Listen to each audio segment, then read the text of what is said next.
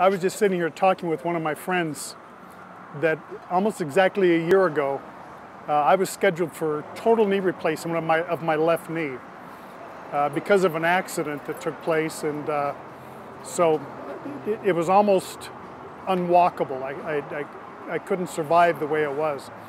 So my surgery was scheduled for March 6th of 2012. And I had everything done. I had my physical with my doctor and the blood test and all that stuff.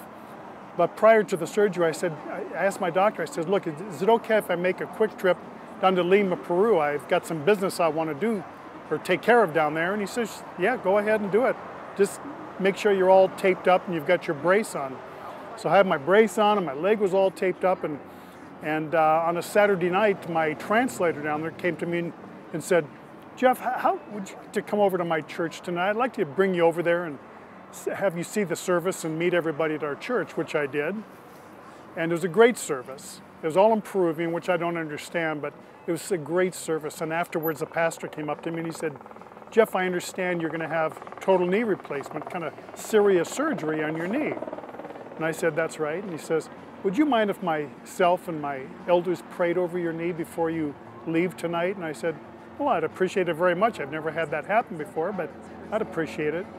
So he had me sit in a chair, nice and erect, and he had me lift my leg up across their laps. And they laid hands on my knee, and they prayed a very fervent prayer, a very long prayer.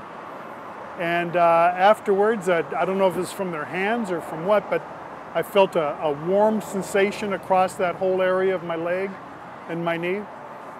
And afterwards, he walked me back to my hotel in the rain at night on very bad Peruvian sidewalks where we were. And the next day I had to pack and get myself to the airport, a small airport where we were. And then I transferred down to Lima, Peru, and I had to walk all through the airport. And I had no pain. And I had no braces on, no tape was on my knee. It was just the way I was born with it. And I got back to Los Angeles and I said, wow, this is crazy. So I immediately went to my doctor and I said, doctor, I'd like you just to check me out once more. He says, well, you don't have to, Jeff. We're going to have surgery in a couple days. And I know, but I'd like you to check me out once more. Something has happened. So I went to him and he said, well, what's happened? So I told him about the prayer. And he said, well, Jeff, I'm a practicing Catholic. And he says, we believe in healing. And I don't have a problem at all with you telling me this story of what happened down in Peru. He says the same thing happens right here in America. So he took an x-ray, and the x-rays are identical to the way they looked 6 weeks before. And that was prior to March 6th last year. And it's almost February 25th, 2013. And I'm still walking on the same knee that I was born with. And my sport is cross-country running. So I'm up in the mountains every week with my dog, just the two of us. And we're running on very rough, uneven, rocky mountain trails. And I do this every week now. And go figure, I've never had this happen before in my life. And I totally believe that God can do something like this. But to me, it's a miracle that has happened in my life.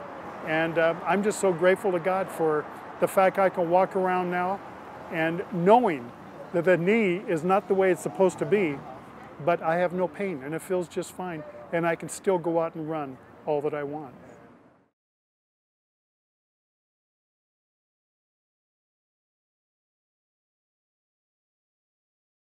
So while I was down in this particular city, it wasn't Lima, Peru, it was a city called Huánuco, Peru.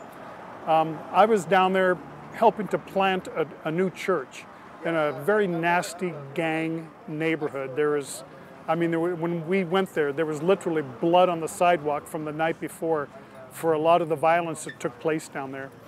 And my whole ministry is going into places like this and finding individuals who are alone in the world of ministry, alone in some sort of work for the Lord.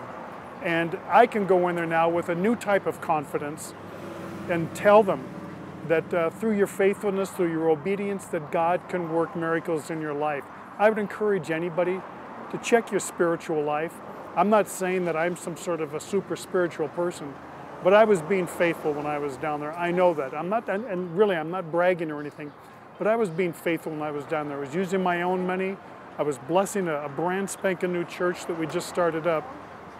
And my encouragement would be two things. Number one, look for miracles in your life. Look for ways that God can work in your life, number one. And number two, invest yourself in ministry, in some sort of ministry that brings glory to God.